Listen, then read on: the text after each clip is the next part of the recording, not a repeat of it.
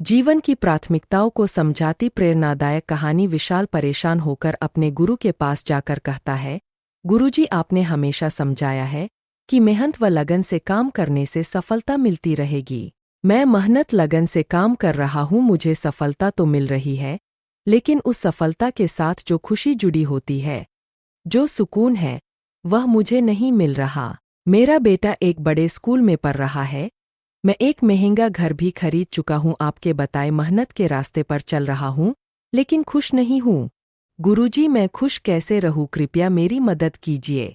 गुरुजी मुस्कुराते हुए अंदर कमरे में गए और अपने हाथ में 3 गेंद लेकर आए, जिसमें से एक कांच की गेंद थी, एक रबड़ की गेंद थी, एक चीनी मिट्टी की। गुरुजी ने उन गेंदों को विशाल के हाथों में दिया और कहा, तुम इन गेंदों को लगातार एक के बाद एक हवा में उछालते रहो और एक समय कम से कम एक गेंद हवा में जरूर होनी चाहिए। विशाल थोड़ा हैरान तो हुआ, लेकिन गुरुजी की बात मानकर चुपचाप तीनों गेंद उठाईं और एक के बाद एक हवा में उछालने लगा। कुछ देर तक तो वह बैलेंस बना पाया, लेकिन जल्द ही उसका बैलेंस बिगड़ने लगा।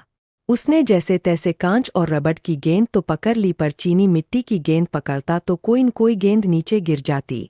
अब ऐसे में उसने तेजी से निर्णय लिया और रबड़ की गेंद को हाथ से छोड़कर चीनी मिट्टी वाली गेंद पकड़ ली, क्योंकि वह उन तीनों बालों में सबसे कीमती थी और रबड़ की गेंद नीचे गिरकर भी टूटती नहीं। मतलब रबड़ की गेंद फेंकते हुए उसने कांच की और चीनी मिट्टी की गेंद को बचा लिया, पर फिर भी वह निराश था कि वह गुरुजी का दिया काम ढंग से नहीं कर पाया। गेंद गिरते ही वह गुरुजी की ओर पलटा। उसने देखा कि गुरुजी मुस्कुरा रहे।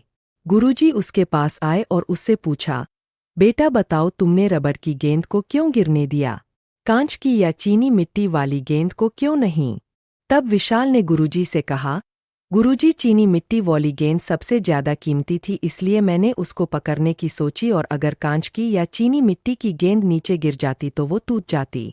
इसीलिए मैंने इन दोनों को नहीं छोड़ा, बल्कि रबड़ की गेंद छोड़ दी, क्योंकि रबड़ की गेंद गिरने पर कोई नुकसान नहीं होता। गुरुजी उसका जवाब सुनते हुए फिर मुस्कुराए और बोले, बेटा, तुमने अपनी समस्या का समाधान खुद ही ढूंढ लिया। यह तीनों गेंद तुम्हारे जीवन की प्राथमिकताओं की तरह है। यह चीनी मिट्टी वाली गेंद तुम्हारा परिवार, तुम्हारी सोच और तुम्हारी भावनाओं की तरह है।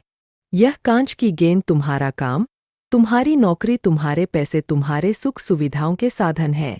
और यह रबड़ की गेंद तुम्हारी उन चीजों की तरह है जो अगर तुम्हारी जिंदगी में ना भी हो तब भी तुम आराम से जी सकते हो, जैसे कि तुम्हारा महंगा मोबाइल, महंगी कार या कोई महंगी घड़ी या फिर महंगे शौक।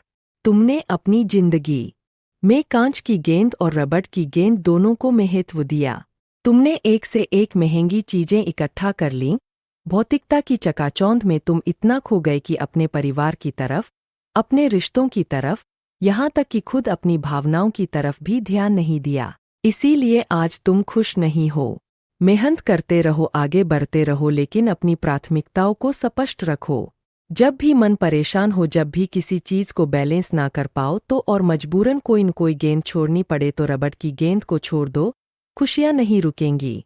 पर आज तुम ही नहीं, विशाल, ज्यादातर लोग रबड़ की गेंद को इतना मजबूती से पकड़ लेना चाहते हैं कि चीनी मिट्टी और कांच की गेंद उनके हाथ से छूट ही जाती है।